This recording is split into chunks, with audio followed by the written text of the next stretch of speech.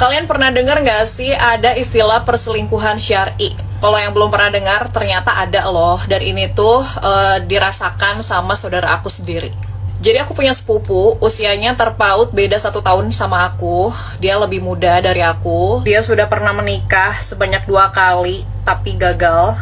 Dan di pernikahan yang kedua ini miris banget sih, karena dia itu merasa pernikahannya itu benar-benar ideal menurut dia, dari punya suami yang taat dan patuh banget sama agama. Mungkin ya pakai celana jingkrang gitu kali ya, aku kurang apal pasti, cuman kayak berjanggut kayak gitu-gitu deh, kayak benar-benar syariat Islam banget gitu. Bahkan si saudara akunya juga berkat menikah dengan si laki-laki tersebut, itu dia jadi pakai burko, pakai cadar kayak gitu ya. Waktu ke belakang tuh aku kayak sempat ngikutin perjalanan saudaraku itu, dimana dia kayaknya happy banget lah karena keluarganya benar-benar harmonis, bahkan sudah dikaruniai 2 orang anak, cewek cowok. Dengan anak yang pertama tuh usianya udah berapa tahun ya, pokoknya udah gede deh, udah ngerti gitu. Lama banget aku nggak ketemu dia dan gak dengar kabarnya. Ternyata kemarin pas lebaran kita dipertemukan lagi.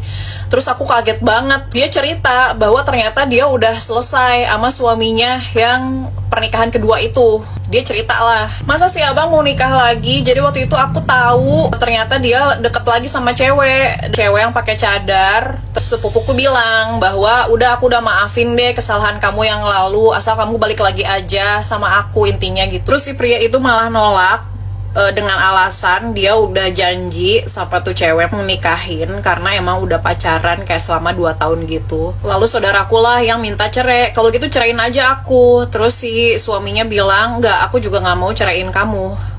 Terus ya gimana, aku nggak bisa hidup berbagi suami kayak gini. Sampai akhirnya si abangnya ngebujuk. Terus akhirnya sepupuku cobain, oke, aku cobain deh selama 3 bulan. Sampai akhirnya ternyata dia beneran nyerah banget, give up dengan kondisi itu, lantaran dari pagi sampai malam sama si cewek itu kayak orang pacaran banget deh. Sementara pulang malam ke si saudaraku, lama-lama kesel kan, kayak kamu enak ya di sini, aku bikinin kopi, kamu baju aku cuciin, sementara dia kerjanya apa, enak amat dia jajan sama kamu, pacaran sama kamu. Ya aku juga pengen dong kayak gitu. Kalau misalnya kamu pengen dua-dua kayak gini, ya udah, dia juga dikasih kerjaan yang adil dong, disuruh bikinin kamu sarapan, bikinin kamu kopi, sediain kamu bajunya, terus cuciin baju kamunya. Jangan pacaran di ditu, nenden seseheuna di dia, amat dia di sana, kata si sepupuku.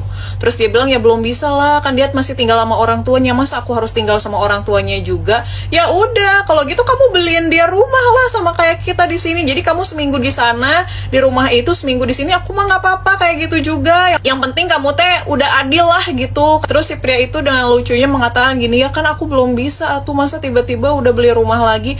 Oh, sugante kamu poligami gitu teh nggak bisa adil. Ternyata gening. Selama 3 bulan sepupuku di poligami sama suaminya, dia tuh kayak sering manyun lah intinya di rumah, kayak sampai suaminya bilang gini, kayak gitu terus caranya mah kamu nggak sesuai pulang sana ke rumah orang tuanya, talak 1 dong berarti. Akhirnya suaminya bujuk lagi, ayo dong balik lagi. Kedua kali perempuan kan fitrahnya cemburu ya. Terus akhirnya si saudaraku manyun lagi lah gitu, kamu balik weh cina daripada gitu wae.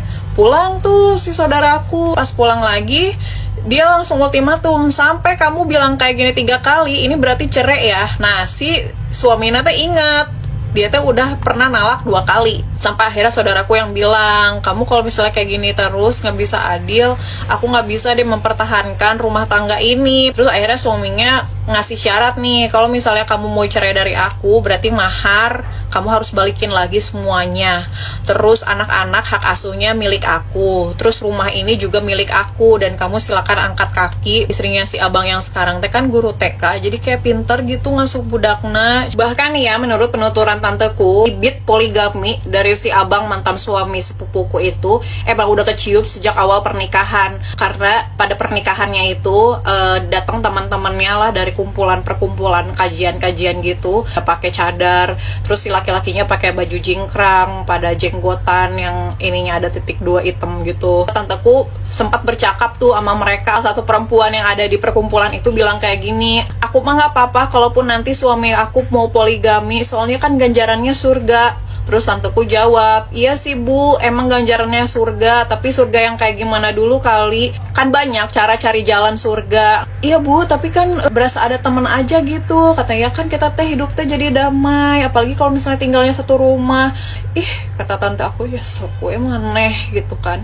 Ada aku juga ya sama si bapak ini teh, dan sebenarnya mah kita teh bukan suami istri ya pak, tapi aku mah suka ngikut dia kalau ikut kajian. Nggak apa-apa, gini istrinya nggak kenapa-napa katanya, padahal kan aku bukan istrinya ya pak ya. Intinya tuh ngomongnya tuh secara halus lah bahwa mereka teh berselingkuh, tapi bilangnya teh gini gitu gening. Da asa nggak ada yang kuat gitu di poligami, sok lihat aja coba teh Ninih istrinya Aagim, sok da